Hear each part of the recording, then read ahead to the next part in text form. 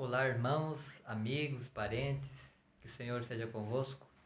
Estou aqui para fazer uma breve reflexão e o texto que eu escolhi hoje para nossa reflexão em 2 Reis, capítulo 4. A gente vai ler do 1 até o 7. E eu coloquei o nome dessa reflexão, o que Deus pode fazer por você e por mim. E o texto começa assim: E uma mulher das mulheres dos filhos dos profetas clamou a Eliseu, dizendo: Meu marido teu servo morreu, e tu sabes que o teu servo temia ao Senhor. E veio o credor levar-me os meus 2 filhos para serem servos. Nessa passagem aqui a gente vê uma mulher viúva que vai até o profeta Eliseu. O profeta, naqueles dias, era o porta-voz de Deus, né? E nesse momento aqui o porta-voz era Eliseu, o sucessor de Elias. Quando Elias subiu ao céu ali arrebatado, Eliseu ficou como seu sucessor, né? E nessa passagem, a gente entende essa mulher, a gente vê essa mulher como os dois lados da moeda, né? E assim como discípulos, talvez a gente possamos passar por isso, né? Alguém vir perguntar pra gente, né? Como eu falei, dos dois lados da moeda. Pode ser que ela não tivesse uma fé bem firmada em Deus, né? E ela tinha talvez falta de fé nesse Deus verdadeiro que nós seguimos, né? E ela diz o seguinte, né? Que teu servo temia o Senhor. No sentido assim, por que isso aconteceu com ele? Sendo que ele era um fiel seguidor de Jesus, por exemplo, alguém perguntando para nós, nos nossos dias, né? Por que isso aconteceu com meu filho sendo atropelado, uma menina sendo estuprada, um pai estuprando uma filha? Por que isso acontece? Temia o Senhor, obedecia a Deus, estava na igreja aos sábados, aos domingos, às quartas-feiras, nos PGs. E ela veio, talvez nesse sentido de pouca fé, né? Pedindo para Eliseu por que isso, o porquê disso. Ou talvez também, o outro lado da moeda, ela veio para pedir uma orientação. O que ela ia fazer agora, já que o marido tinha falecido?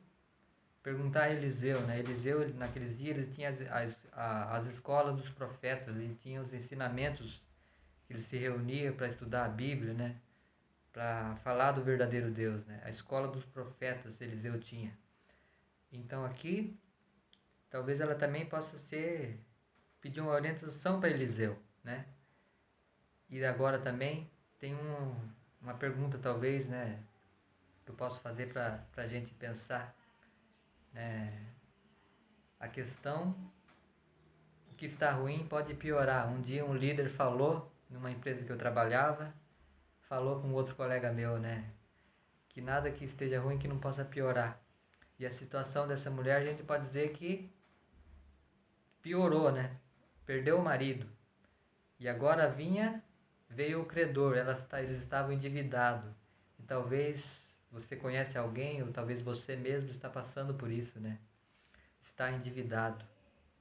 Esse texto aqui a gente vê que no passado também as pessoas tinham esse problema, né? As dívidas, né? E uma das coisas que leva a pessoa a se endividar é o cartão, né? Você passa 20 ali, 30 ali, 50 ali, e quando vê, no final do mês, junta um montante e você acaba gastando além do que você recebe, né? Ter cuidado com isso, os cartões, né? E ter um planejamento, né? A gente pode pensar no que José fez nos 7 anos de fartura que teve, né? Ele estocou alimentos. E assim como discípulos de Jesus, como cristão hoje, não é errado a gente ter uma reservinha, como se diz, né? Para a gente entender melhor. Uma reservinha ali, uma conta poupança. Não é errado nisso. É errado a gente colocar amor a isso, né? Amor às riquezas, né? Você imaginaria a situação que o Brasil estaria vivendo hoje, né? Talvez estou falando para alguém que esteja desempregado, que é alguém que esbanjava e agora está faltando para coisas essenciais, né? pagar o básico, né? Uma água, uma luz, algum alimento, né? E para a gente se pensar também, né? Estamos planejando ou não estamos nem aí, né? E aqui a gente viu essa mulher, né? E agora esse credor aqui, naquela época, se eles não tivessem condições de pagar, então o credor levava algo que ele tivesse para pagar a dívida, né? Se ele tivesse terra, ficava com as terras, tivessem bois, ovelhas, pegava as ovelhas. Como eles não tinham nada, eles então levavam os filhos como forma de pagamento, trabalhar como escravo para pagar a dívida. E naquele tempo, uma mulher, quando uma viúva, imagina a situação, ninguém daria um emprego para ela. Se hoje ainda tem essa discriminação, né? Tem um pouco ainda, né, de discriminação, imagina naquela época. E a única saída dela era os filhos sustentar ela, né? Então pense na situação dessa mulher, né? O que estava acontecendo com ela? Perdeu o marido e agora o endividamento. E agora vamos continuar lendo, como eu falei, o que Deus pode fazer por você e o que Ele pode fazer por mim. Versículo 2. E disse Eliseu: que te hei de fazer? É uma pergunta que ele fez. O que posso fazer por você na nossa linguagem, né? Declara-me o que tens em casa. E ela disse: tua serva não tem nada em casa, senão uma botija de azeite. Ela foi realista, né? Ela disse que não tinha nada. Ela disse que tinha uma botija de azeite. Pouco, né? Não sei quantos litros que dá, se dá um meio litro, uma botija de azeite. Mas sei que era pouco, né? Ela só tinha isso. E Eliseu fez essa pergunta para ela, né? O profeta de Deus, o porta-voz de Deus, fez essa pergunta para ela: o que você tem em casa? Talvez a minha pergunta para você hoje: o que você tem na sua casa? Talvez você tem o que comer, tem arroz, feijão e uma couve, um pepino ali, um ovo frito, e você reclama. Mas nesse momento você tem que agradecer por ter isso, porque muitas pessoas nesse momento estão morrendo de fome, estão sem colocar um bocado de comida durante esse dia na boca, né? Ser grato. A gente tem a mania de reclamar de tudo, né? Faz mais ou menos alguns meses que não chovia aqui em Tatuí, e hoje, graças a Deus, choveu quase a noite inteira. Mas imagine se chover a semana inteira. Você que pedia chuva, agora reclama querendo sol, né? Se tá sol, quer chuva. Se tá frio, quer calor. Se tá calor, quer que esfrie um pouco. O pecado nos leva a fazer isso, né? Reclamar de tudo. Mas a gente tem que ser grato por tudo que Deus nos dá, né? Vamos continuar lendo agora a orientação que Eliseu deu a ela no verso 3. Estamos em 2 Reis, capítulo 4, versículo 3 agora. Lembre-se que a pergunta que Eliseu fez para essa mulher viúva: o que posso fazer por você? Então disse ele: vai, pede para ti vasos emprestados, e a todos os teus vizinhos, vasos vazios e não poucos. A orientação de Eliseu foi para essa viúva que ela fosse pedir para os vizinhos ali vasos, vasilhas emprestadas. Se ela fosse uma mulher querida, com certeza ela ia encontrar muitas vasilhas, né? Alguém ia emprestar para ela vasilhas. E ela foi então, né? E daí, no verso 4, então entra e fecha a porta sobre ti e sobre teus filhos, e deita o azeite em todos aqueles vasos, e põe à parte o que estiver cheio. Então partiu, pois, dele e fechou a porta sobre si e sobre seus filhos. E eles lhes traziam os vasos, e ela os enchia. Então ela seguiu a orientação do profeta Eliseu, fechou a porta com os vasos vazios ali, e os filhos traziam a ela, e ela os enchia.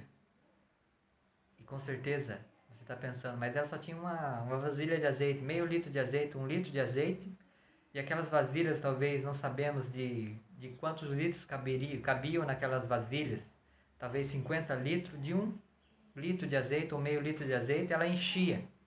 Nossa vida é um milagre também, né? Deitamos, dormimos, acordamos, mas Deus nos sustém. Deus sustém a nossa vida, né? Nossa vida é um milagre. E ela enchia, então, o versículo 6, e sucedeu que cheios que foram os vasos, disse a seu filho, traze-me ainda um vaso. Porém ele lhe disse, mãe, não há mais nenhum vaso. Então o azeite parou. Ela encheu tudo e perguntou para um dos filhos se tinha mais vaso, né, para trazer mais vasos. E o filho disse, acabou, mãe. E então parou de sair, de verter o azeite daquela pequena botija. Então ela volta para o profeta, no versículo 7, e diz o seguinte, então veio ela e fez saber ao homem de Deus, e disse ele, vai, vende o azeite e paga a tua dívida, e tu e os teus filhos vivei do resto. Então aqui a gente viu a solução do problema dessa mulher, né? Como eu disse, o que Deus pode fazer por você? O que eu posso fazer por você? O que Jesus pode fazer por você? Jesus diz em Efésios que ele pode fazer muito mais do que pedimos para ele. E aqui a solução dessa mulher foi resolvida.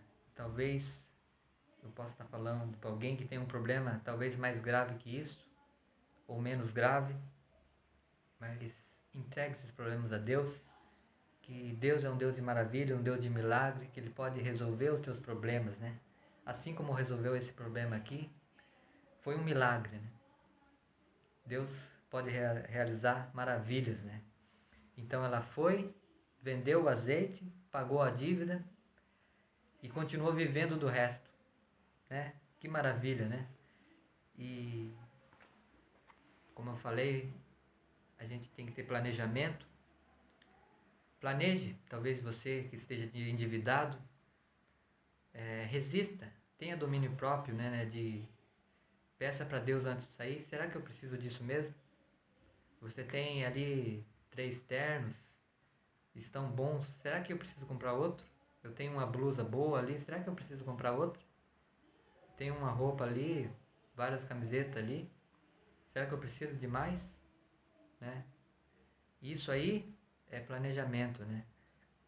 Para não acontecer o que aconteceu isso há 2000 anos atrás, que é umas coisas que está acontecendo nos nossos dias hoje, nas dívidas, né? Que tenhamos planejamento. Mas se não, vamos ser honestos, vamos parcelar, né? Primeira coisa, a gente tem que ser honesto. Como discípulos de Jesus, a gente tem que ser honesto, né? Não se endividar aí, né? Ter o nome sujo na praça, como diz, né? Que